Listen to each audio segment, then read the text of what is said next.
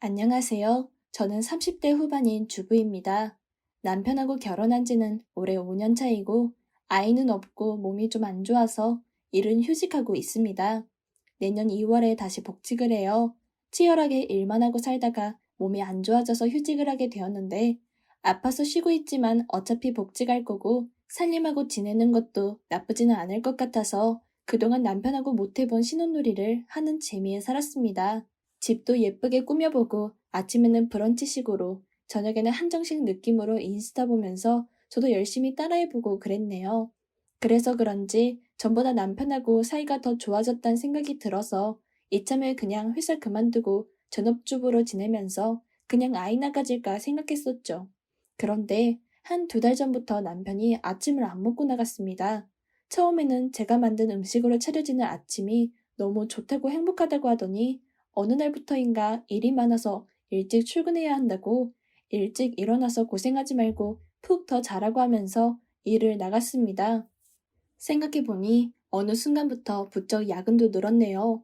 그래도 저는 별 생각이 없었는데 어제 아침에 신랑이 출근한다고 나가더니 폰을 두고 갔더라고요. 사실 요즘엔 제가 아침을 안 챙겨주기도 했고 또 남편이 워낙 빨리 출근을 하는 바람에 저는 그 시간에 자고 있어서 남편이 휴대폰을 두고 나갔는지도 몰랐었어요. 그런데 휴대폰으로 전화가 오더라고요. 그냥 휴대폰에 뜨는 이름은 XX팀 땡땡땡 이렇게 이름만 뜨는데 자다 일어나기도 했고 제 전화도 아니라서 안 받았거든요. 그런데 전화가 끊기고 나서 곧바로 카톡으로 과장님, 오늘은 카누 마시고 싶어요. 하트. 이렇게 오더라고요. 읽지는 않고 카톡 들어가면 목록으로 내용이 보이잖아요. 그렇게 내용을 보고는 놀라서 내가 잠이 덜 깬 건가 믿어지지 않아서 그냥 핸드폰을 손에 들고 있었습니다. 그런데 급하게 현관문 비밀번호를 누르고 신랑이 들어오더니 핸드폰 두고 갔다고 들어오는데 제가 자기 휴대폰을 손에 들고 있는 걸 보더니 놀라면서 어색하게 휴대폰을 두고 나가서 이러면서 나가더라고요. 저는 그때까지도 정신이 잘 안 들어서였는지 아무 말도 못하고 그냥 가만히 앉아만 있었습니다. 그리고 어제 저녁엔 남편이 혼자 찔렸는지 칼퇴하면서 이것저것 주전부리를 막 사왔더라고요. 요즘에 일이 많아서 못 챙겨줘서 미안하다고 하는데 어제 하루 동안 아무것도 안 하고 곰곰이 생각하면서 신랑 오면 내가 어떻게 물어볼까, 무슨 말을 해야 할까 고민하던 찰나에 신랑이 저렇게 나오니 정말 뭐가 있구나 하는 확신이 들어서 결국 따져 물었습니다. 어제 너무 열받고 당황해서 순서는 기억이 안 나는데 대충 내용은 이랬어요. 그 여자 뭔데 자기한테 하트까지 묻히면서 카톡을 하냐. 그랬더니 신랑이 그냥 회사 여직원인데 애교가 많은 스타일이라 회사 사람들한테 모두 하트를 붙인다고 하더라고요. 그것도 기가 찼지만 제가 당장 확인할 수 있는 부분은 아니라 다른 질문으로 넘어갔습니다. 그럼 아침부터 커피 마시고 싶다는 건 뭐냐고 물었더니 사실 카푸를 시작했는데 아침마다 제 신랑이 그 여직원 마시라고 차량용 커피포트로 믹스커피, 카누, 율무차 이런 차들을 매일 타주고 있었대요. 언제부터 카푸를 했냐 물었더니 3달 전부터 그 여직원이랑 카푸를 하기 시작했다고 합니다. 겨울에 눈 많이 오는 날 퇴근하면서 데려다 준 게 화근이 되었는지 그 여자가 아침에도 태워주면 안 되냐고 징징거리면서 부탁하기에 한두 번 해주던 게 지금껏 하게 되었다고 하네요. 얘기를 듣는데 점점 열이 받아서 그럼 왜 여직원 얘기를 안 했느냐니까 제가 기분 나빠할까봐 말을 못했었대요. 아니, 저 몰래 카풀을 한 것도 기분 더러운 판에 매일 아침마다 차량용 포트로 커피까지 타다 바쳤다니요. 저는 우리 차에 커피포트와 여러 가지 차가 준비되어 있고 차 안에서 저한테 율무차를 끓여주길래 제가 몸이 안 좋아서 제 생각해주느라 그런 줄 알았는데 알고 보니 그 여직원이 손이 너무 차길래 겸사겸사 준비해뒀다는 겁니다. 제가 그 여직원 손이 찬 건 어떻게 아냐니까 아무 말도 못하는데 참. 저는 당장 나가라고 했습니다. 꼴도 보기 싫다고 신랑은 정말 그런 거 아니라고 잘못했다고 빌다가 제가 진짜 뒤로 넘어갈 것 같으니까 조용히 나가더라고요. 몸이 좋지 않아서 혈압이 높아지면 안 되거든요. 남편은 그렇게 나가서는 시댁에서 잔 것 같았습니다. 차 끌고 나간 것 같은데 참 생각하기도 싫어지네요. 그리고 어제 아무 생각 없이 계속 새벽까지 미드 보고 울고 웃고 그러다가 오늘 3시에 깼는데 머리가 멍하고 정신이 없습니다. 휴대폰을 확인했는데 남편에게서는 아무 연락도 없네요. 그래도 저도 사람이라고 배가 고파서 뭐라도 좀 먹으려다가 잠이 너무 안 깨서 커피라도 마실까 했는데 커피를 보니까 또 화가 치밀었어요. 진짜 카풀을 한 건가? 손까지 잡은 것 같은데 바람인가? 저에게 이런 일이 생기니까 정말 혼란스러웠죠. 애가 없는 게 다행인가 싶으면서도 그래도 애기 계획도 있었는데 참 씁쓸하고 슬펐죠. 일도 안 하고 집에만 있으니까 퍼지고 못생겨져서 남편이 바람난 건가 라는 생각도 많이 들었습니다. 저는 작지만 동네 미인 대회에서 상도 타곤 했었어요. 20대 한창 예뻤을 때는 TV에 단역으로 종종 출연하기도 했었죠. 항상 예쁘다는 말만 듣고 자랐고 뚱뚱하지도 않거든요. 또 아이가 없어서 바람이 난 건가 하는 생각도 많이 들었어요. 저희는 아기를 갖기 전에 목표를 내세웠던 어떤 금액이 있어서 그 목표를 이루고 가족 계획을 할 생각이었는데 그 텀이 너무 길었던 것인가 하는 자책감이 자꾸 들었습니다.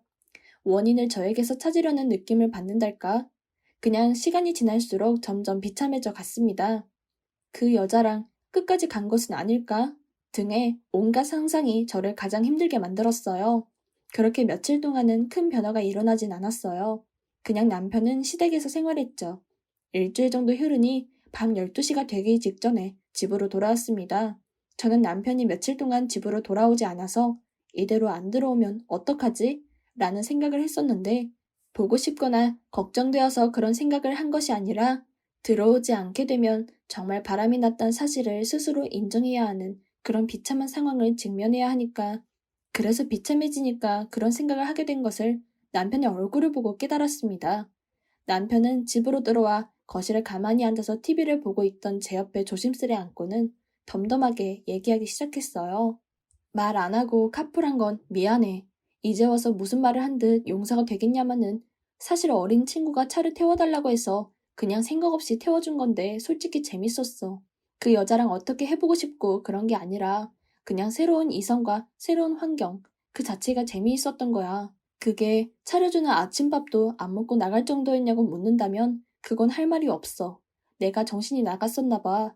포드를 사게 된 건 사실 당신 몸이 안 좋아서 그래서 휴직까지 결정했잖아.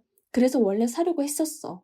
그런데 타이밍에 어쩌다 보니 그 여자애가 먼저 쓰게 된 거고 손이 차가운 걸 알게 된 건 카풀 고맙다고 그 여자애가 김밥을 직접 만들어서 아침 도시락으로 싸온 적이 있는데 그걸 건네받으면서 손이 우연히 닿게 되었어. 그런데 너무 얼음장 같아서 물어봤더니 수족 냉증이 너무 심해서 원래 손이 항상 차다고 말하길래 알게 됐던 거야. 정말 그뿐이야. 오해하게 만들어서 미안해. 내가 잘못했어. 그런데 정말 허튼 마음 품은 적은 없어. 내가 잠시 정신이 나갔었나 봐. 여보 정말 미안해. 뭐 결국 미안하다는 말밖에 없었네요. 그 와중에 제가 혈압 높아지면 안 되니까 조심조심 단어를 유하게 선택해서 말하는 것도 같았죠. 문자 하트 얘기도 물어보니 그 여자아이가 팀원들에게 모두 하트를 날리는 게 맞다며 처음에 다들 당황했지만 남녀 가리지 않고 하트를 날리고 애교 섞인 메시지를 보내는 것 같아서 그냥 그 사람의 고유 성격이고 별 생각 없이 하는 행동이라고 생각했다고 하더군요. 서로 바람이 나서 그런 게 아니라고 펄쩍펄쩍 뛰면서 말이죠. 그렇게 저희 대화는 늦은 새벽까지 이어졌어요. 대화의 마지막 무렵에서 내렸던 제 결론은 결국 남편을 믿지 못한다였습니다. 우리가 떨어져 있었던 며칠의 시간 동안 말을 맞추려면 충분히 맞추고도 남았을 시간인데 지금에 와서 이런 식으로 준비된 변명 같은 말만 늘어놓는 것은 무의미해 보이고 더 이상 남편을 믿기 어렵다고 말했고 남편은 제 말에 긍정도 부정도 하지 않았습니다. 연애할 때에도 가끔 아무 대답도 하지 않아서 답답한 적이 있었는데 나름 신중하고 과묵해 보여서 좋았거든요. 그 좋았던 점이 그날은 독같은 비수가 되어 제 마음을 후벼 팠어요.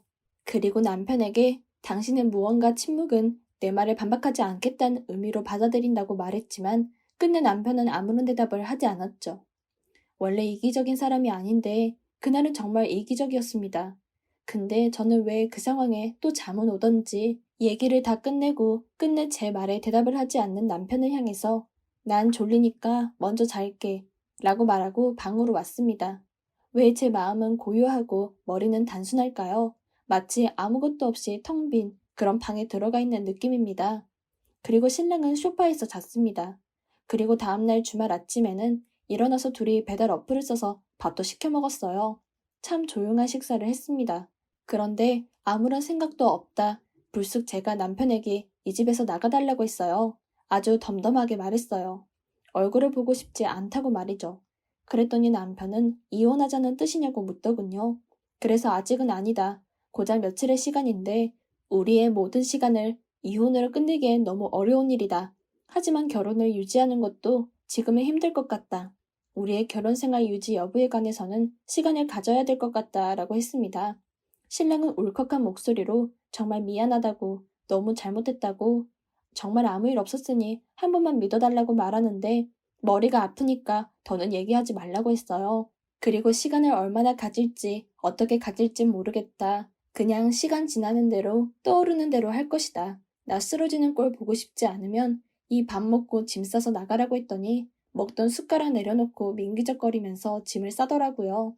그리고 저는 머리 아파서 한숨 더 잤습니다. 일어나 보니 신랑은 없었고요. 시댁으로 간다는 카톡 하나 와 있더라고요. 언제든지 기다릴 테니 마음 꼭 돌려달라는 내용과 함께 말이죠. 저는 그렇게 또 우울하고 무기력한 시간을 보냈습니다. 시댁에서는 어머님이 간단하게 무슨 일이 생긴 것이냐며 제게 문자를 보내셨는데 아무런 대답을 하지 않았어요. 남편이 알아서 해야죠. 어머니 문자를 보니 워낙 좋으신 분이라 눈물이 삐죽 나왔어요. 하지만 아무리 좋으셔봤자 결국엔 남편 편을 들겠죠. 본인 자식이니까요. 그냥 그런 생각이 문득 드니까 또 씁쓸하고 비참했습니다. 제가 몸이 안 좋은 건 사실이지만 다른 날에는 활발하고 다양한 일상을 즐기면서 살았는데 지난 주말은 종일 누워서 자다가 TV 보고 자고 TV 보고 먹고 자고 TV 보고 하면서 보냈어요. 마음 같아선 남편 회사에 진실을 까발려서 손해배상 청구도 할까 싶었는데 제 건강과 제 성격으론 도저히 못하겠더라고요. 불륜의 증거가 없기도 하고 말이죠. 그리고 아무 일도 없었다는 남편의 말을 믿고 싶어하는 제 모습을 보니 너무 비참하고 씁쓸하고 인정하고 싶지 않지만 남편을 아직도 사랑하고 있나 봅니다. 갑자기 일어난 배신에 제 마음은 갈기갈기 찢기는 것 같고 마음이 너무 아프지만 저는 아마 결혼 생활을 유지하지 못할 것 같습니다. 실제로 그 여직원과 아무 일이 없었다고 그게 사실일지언정 새로 나타난 이성에게 흔들려서 저를 저버렸던 남편의 모습을 알게 돼버린 이상 제가 더 이상 신뢰하지 못할 것 같아요. 이 글을 쓰면서도 좋았던 기억들이 자꾸 스쳐 지나가서 눈물이 나네요. 당장 지금도 너무 힘들고 버겁지만 아닌 것은 아닌 거니까 천천히 차근차근 마음을 정리해보려 합니다. 당분간은 지난 주말처럼 잠자고 TV 보고 먹고 이런 무의미하고 무기력한 일상의 반복일 것 같네요. 다시 건강한 일상을 보내기 위해 노력해 볼 거고 적응이 되고 몸도 더 건강해지면 그때 신랑과 이별하려고 합니다. 이럴 때 휴직인 게 차라리 다행이네요. 폭풍 같았는데 그래서 크게 요동칠 줄 알았는데 오히려 너무 조용히 파도에 쓸려나가는 기분이라 여전히 꿈인지 현실인지 헷갈리네요.